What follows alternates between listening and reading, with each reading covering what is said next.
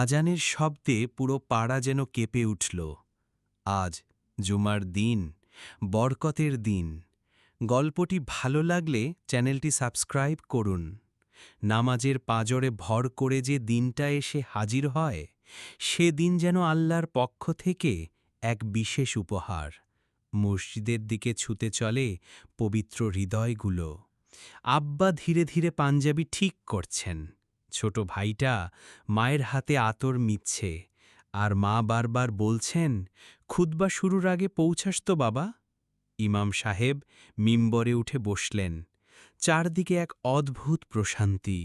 খুতবার প্রতিটি শব্দ যেন আকাশ ভেদ করে আরশে পৌঁছায়। আল্লাহর ভয় করো, নামাজ কায়েম করো, হারাম থেকে দূরে থাকো। এক একটা কথা যেন হৃদয় ভেদ করে যায়, হৃদয় নরম হয়, চোখে পানি চলে আসে। এই দিনেই তো আল্লাহ বান্দাদের বেশি শুনে থাকেন। এই দিনেই তো আল্লাহ বলেন, তোমরা চাও, আমি দেব। মা অনেক আগেই বলে রেখেছেন, জুমার দিনে দোয়া কখনো ফিরিয়ে দেন না আল্লাহ। তাই বাবা কেঁদে কেঁদে দোয়া করছেন, হে আল্লাহ, আমার সন্তানকে হেদায়েত দাও, তাকওয়া দাও। জুমার দিনে এমন একটা মুহূর্ত আছে, যে মুহূর্তে বান্দা দোয়া করলে আল্লাহ অবশ্যই কবুল করেন। কেউ জানে না সেই মুহূর্তটা কখন, তাই পুরো দিনটা ইবাদতে কাটানোই তো সবচেয়ে সুন্দর পথ। এই দিনের একটা রাকাত নামাজও অন্য দিন থেকে অনেক বেশি ফজিলতের।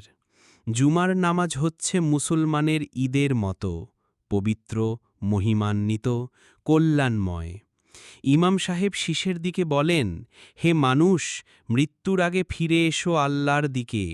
সবাই নীরব, কেউ ফুঁপিয়ে কাঁদে, মনে পড়ে যায় নিজের ভুলগুলো, অবহেলাগুলো।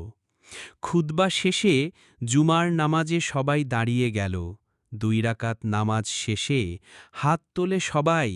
হৃদয়ের গভীর থেকে ডাকা হয়, হে আল্লাহ, তুমি রহম করো। এই হাত তোলাতেই যেন মাফের দরজা খুলে যায়। জুমা শেষে মসজিদ থেকে ফেরার সময় মনটা হালকা লাগে, আত্মা যেন বিশুদ্ধ হয়ে গেছে। আল্লাহর রহমত, মাফ আর ভালোবাসায় হৃদয় ভরে যায়। আল্লাহ আমাদের সকলকে জুমার বরকত গ্রহণ করার তাওফিক দিন। আমিন।